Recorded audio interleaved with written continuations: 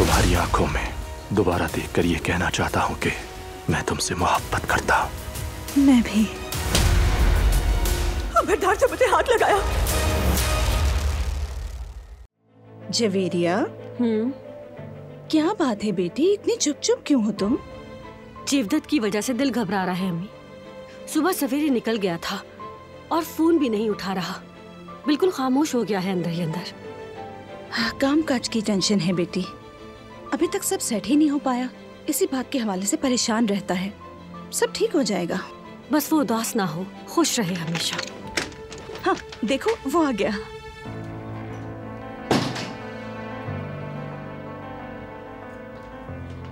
जीवदत्त, तुम कहाँ थे? मैं तो फिक्र में मर ही गई थी। कोई ऐसा करता है क्या? आ गया मेरी जान, आ गया मैं। क्या हुआ जीवदत्त, सब ठीक तो है ना? मुंह क्यों उतरा हुआ है? समझ नहीं आ रहा कैसे बताऊं मैं तुम्हें जवेरिया। बेटा सब खैर तो है ना? अब बता भी दो, क्या बात है?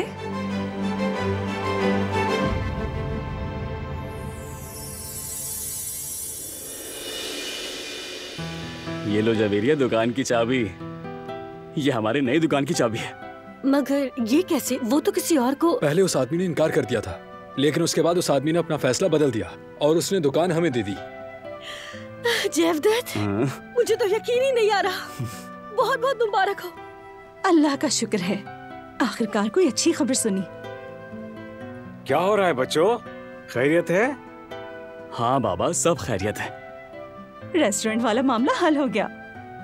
मुबारक हो सबको। बहुत बहुत शुक्रिया। तो फिर चलें, जबरदस्ती कॉफी बनाइए मेरे लिए, उसके बाद तफसील से बात करेंगे। बहुत सारे काम हैं, बहुत सारी तैयारियां करनी है। अल्लाह का शुक्र है सारे मामलात आसान हो गए। हाँ हाँ अभी लाती जी। जीवदत्त, तुमने मुझे खुश कर दिया।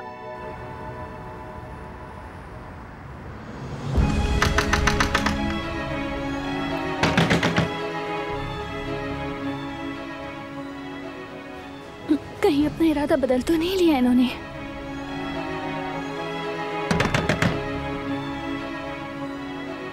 सबीहा साहिबा, सबीहा साहिबा,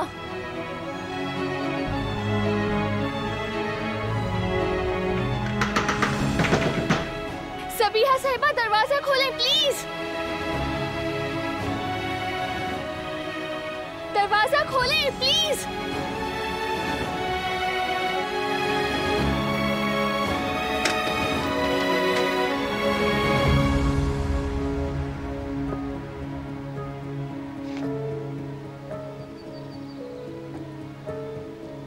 मैं आ गई हूँ, देखें आपके सामने खड़ी हूँ मैं। अच्छा आप बताएंगी ना मेरी अम्मी के बारे में, जो कुछ भी जानती हैं आप बताएंगी ना?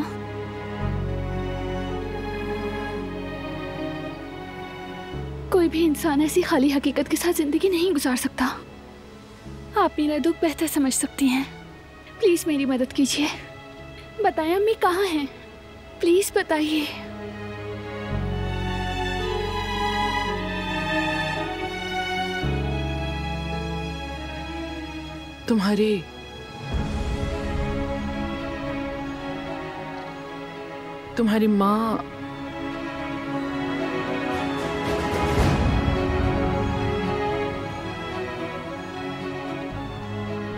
तुम्हारी माँ मर चुकी है।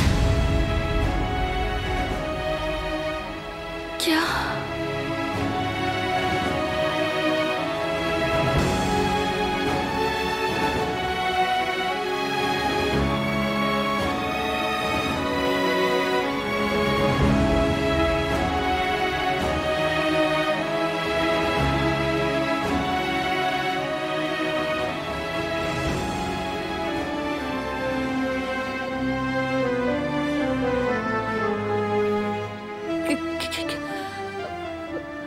क्या ये सच है कि मेरी अम्मी?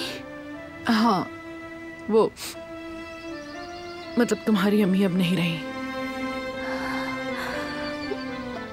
नहीं नहीं नहीं, ऐसा नहीं हो सकता। अगर ऐसा होता तो मैं महसूस नहीं करती क्या? अगर वो सांस नहीं ले रही होती तो मेरा भी दम घुट जाता। ये सच नहीं है, आपको जरूर कोई गलतफहमी हुई है। मेरी अम्मी मरी नहीं है, वो जिंदा है, वो मर नहीं सकती। ऐसा नहीं है। बहुत अफसोस है मुझे।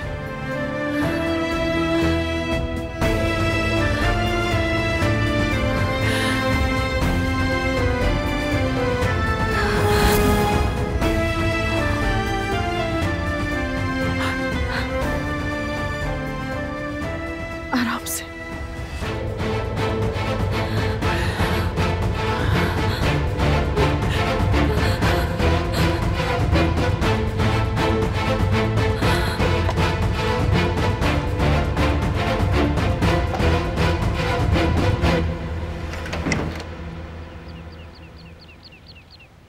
मेरी बात क्यों नहीं सुनती तुम? क्यों हर बार अपनी मर्जी करती हो? कितनी बार कहा है मैंने कि उस औरत से दूर रहना है तुमने।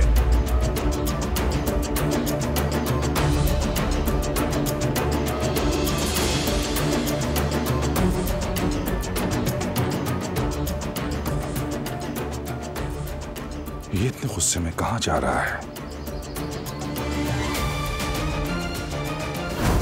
सईद का क्या कहना है? क्या उसे भी पता है कि इसरा यलमाज वहां काम करती थी? नहीं, उसे नहीं मालूम बाबा। इसरा यलमाज, सईद, क्या चक्कर चल रहा है इनके बीच? कुछ ना कुछ तो गड़बड़ जरूर है। कुछ तो खोज रहे हैं, लेकिन क्या?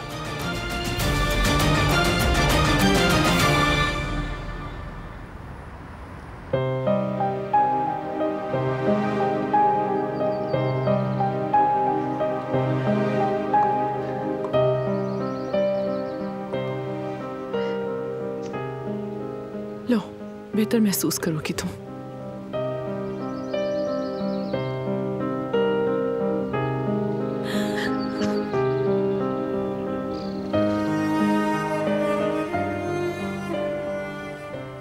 काश मैं तुम्हारे जख्म पर मरहम बन जाऊं मेरी बच्ची। काश कि मैं यहाँ हूँ कहकर तुम्हें सीने से लगा लूं, लेकिन मैं नहीं कर सकती। हमारा एक बहुत बड़ा दुश्मन है, तुम्हारे शौहर और मेरा मुश्तरका दुश्मन जवाहिर। तुम्हें उससे बचाना है मुझे मेरी बच्ची। अब ठीक हो? मेरा दिल सख्त पड़ गया है अम्मी के बगैर। पाने से पहले ही खो दिया उन्हें। उनकी कब्र कहाँ है? कम से कम वो तो बता दें, दुआ तो पढ़ सकूं। मैं उनकी मिट्टी से ही उनकी याद पूरी कर सकूं। उसकी कब्र बैरून मुल्क है।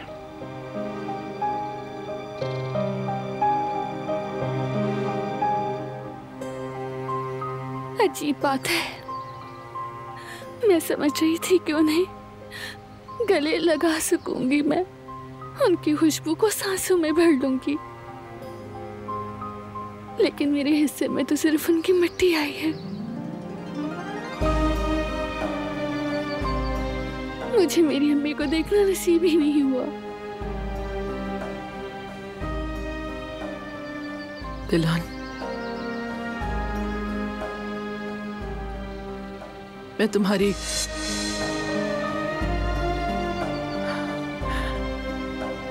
तकलीफ को अच्छी तरह समझती हूँ।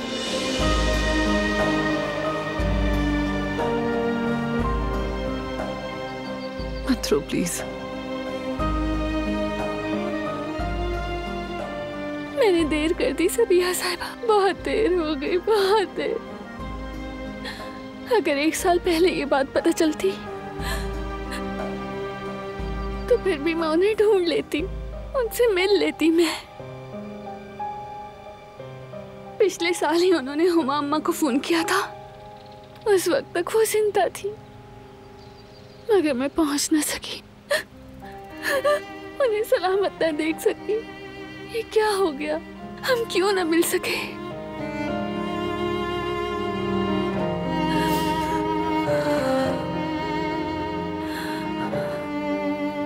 एक लड़की के लिए माँ को जाने बगैर बड़े होना कितना मुश्किल होता है। अब आपको क्या बताऊं मैं? अगर मैं उन्हें ढूंढ लेती तो हम खोया वक्त पूरा कर लेते, एक दूसरे के बारे में सब कुछ जान लेते, लेकिन अब नामुमकिन है। मैं उन्हें पाने से पहले ही खो चुकी हूँ, एक डब्बे में रखी चंद चीजों के सिवा।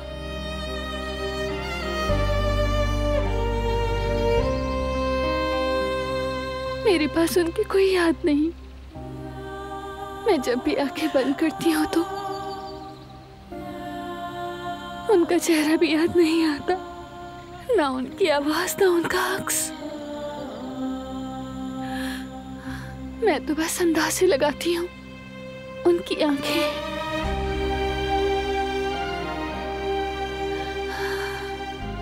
उनका चेहरा कैसा होगा, बातूनी थी या फिर या शर्मीली थी? उनका पसंदीदा रंग क्या था? मैंने उनके लिए एक नीले रंग की चादर ली थी। अब तो ये भी नहीं जान पाऊंगी। मेरी अम्मी का पसंदीदा रंग क्या था, ये भी नहीं जान सकी। कितनी बदनसीब हूँ, माँ के प्यार को तरसती रही। जो माँ मुझे प्यार कर सकती थी वो भी मुझे ना मिल सकी। सच कहा, बिल्कुल सही पहचाना तुमने। मुझे नीला रंग ही पसंद है, क्योंकि बचपन में तुम्हें भी नीला रंग बहुत अच्छा लगता था। मैं अब सह नहीं सकती सबिया साहिबा, मुझसे अब और बर्दाश्त नहीं हो रहा।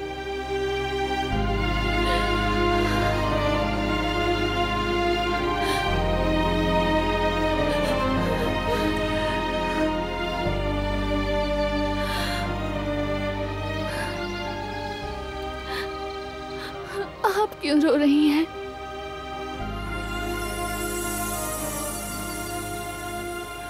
क्योंकि एक माँ जिसने अपना बच्चा खोया हो वो ही इस दर्द को समझ सकती है बहुत अच्छी तरह।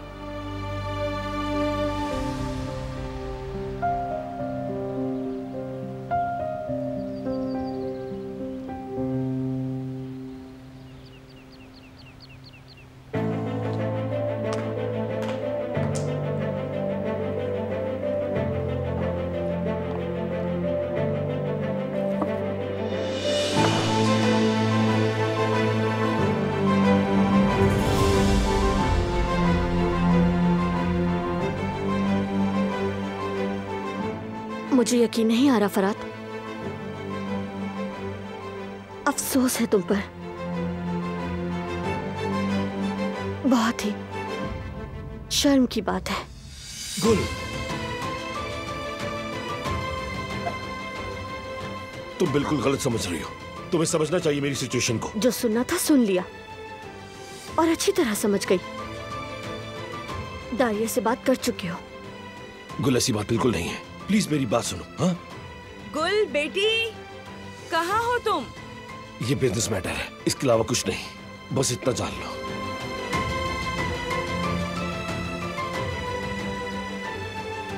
तुम्हें हो क्या गया है? एक कॉफी देने में इतनी देर लगाई तुमने। आ रही हूँ अम्मी, आ रही हूँ।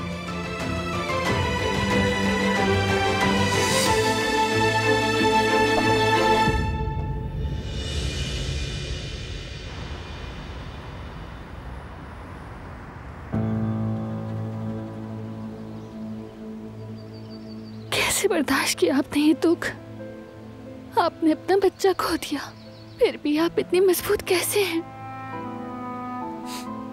औलाद का दुख ये जिंदगी का सबसे बड़ा इम्तिहान है। इंसान अंदर से बर्फ जैसा सख्त हो जाता है उसे सहते सहते। जब कोई माँ अपनी औलाद को खो देती है ना, तब बाकी सब बिल्कुल बेमानी हो जाता है। मायूसी अंदर से खोखला कर देती है। खुश रहने का ढोंग करना पड़ता है, झूठ बोलना पड़ता है, लेकिन दुनिया को दिखाने के लिए चाहे कुछ भी करते फिरो, अंदर एक बेबस और लाचार माँ हमेशा बैठकर अपनी औलाद का इंतजार करती है। वो जख्म हमेशा यहाँ तकलीफ देता है, बहुत। दर्द कम नहीं होता, वक्त के साथ फैलता है और आहिस्ता आहिस्ता इंसान खुद उस जख्म का हिस्सा बन जाता है और फिर आखिर में खुद को खो बैठता है। वो कौन है, क्या है, कुछ याद नहीं रहता। याद रह जाता है तो बस अपनी औलाद का, अपने बच्चे का ना होना।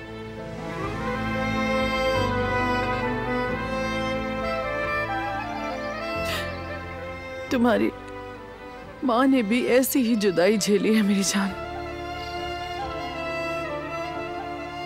प्लीज बताएं, प्लीज कुछ तो बताएं। मैं उन्हें देख नहीं पाई, लेकिन कम से कम आपसे ही सुन लूं।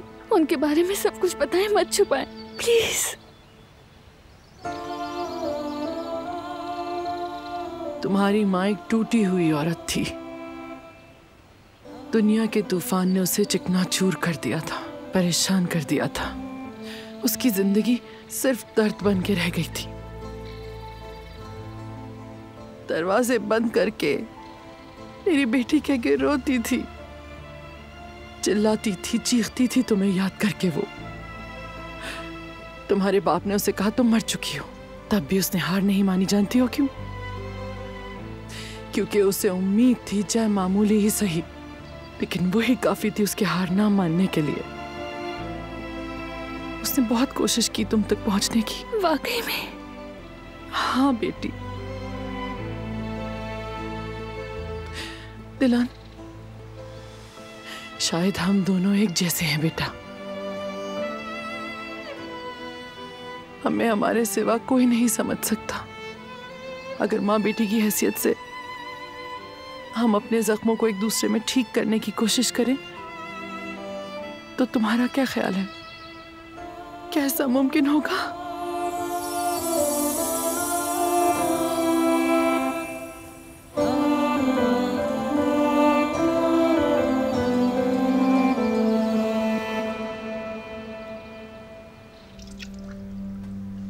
मुझे ऐसा क्यों लग रहा है कि तुम परेशान हो? कुछ हुआ है क्या? नहीं अम्मी, कुछ नहीं हुआ। अच्छा ठीक है, मैं जरा मार्केट जा रही। उस दौरान तुम जरा ड्राइंग रूम साफ कर लेना, ठीक है? ठीक है अम्मी, पहले ये काम खत्म कर लो, उसके बाद करती हूँ।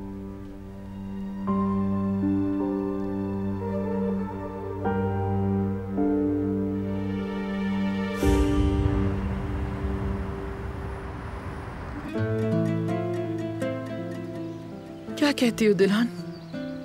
क्या हम इस रास्ते पर एक दूसरे का साथ दे सकते हैं? हर इंसान दूसरे के लिए अच्छा साबित हो सकता है,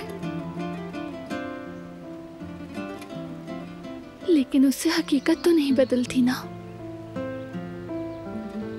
मगर अगर आप वाकई मेरी मदद करना चाहती हैं,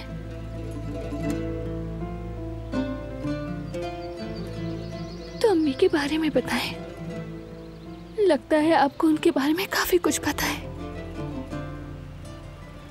बस थोड़ा बहुत जानती हूँ। प्लीज, मैं सब कुछ जानना चाहती हूँ। मतलब क्या वो मेरी तरह दिखती थी? बहुत मिलती थी तुमसे।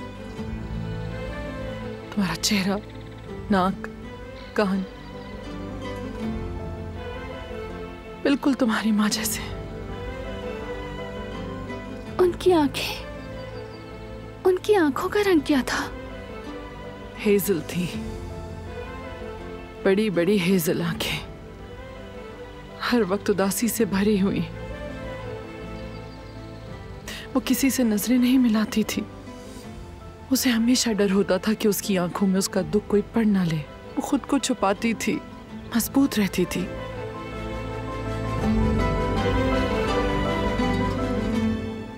बहुत बहादुर औरत थी तुम्हारी माँ। उसकी जिंदगी का वाहिद मकसद सिर्फ तुम थी। क्या वो मेरे बारे में कभी बात करती थी? करती थी। तुम्हारा जिक्र तो हर बात से पहले और हर बात के बाद होना ही होता था। हर किसी को बताती थी तुम्हारे बारे में। तुम्हारी माँ को हमेशा यकीन था कि तुम दोनों जरूर मिलोगे, और कभी भी उसने अपनी ये उम्मीद नहीं छोड़ी थी। ठीक है, उनकी कोई तस्वीर है आपके पास? नहीं, बदकिस्मती से उसकी कोई तस्वीर नहीं मेरे पास।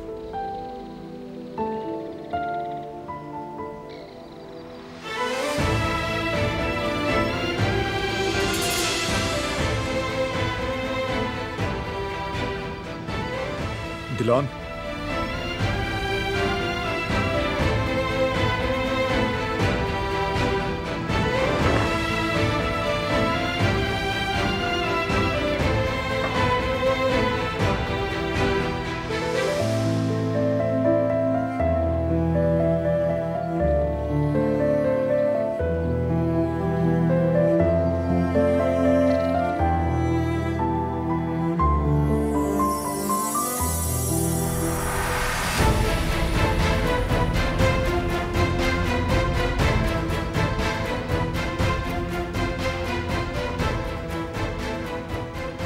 मेरी अम्मी, मेरी अम्मी मर चुकी हैं।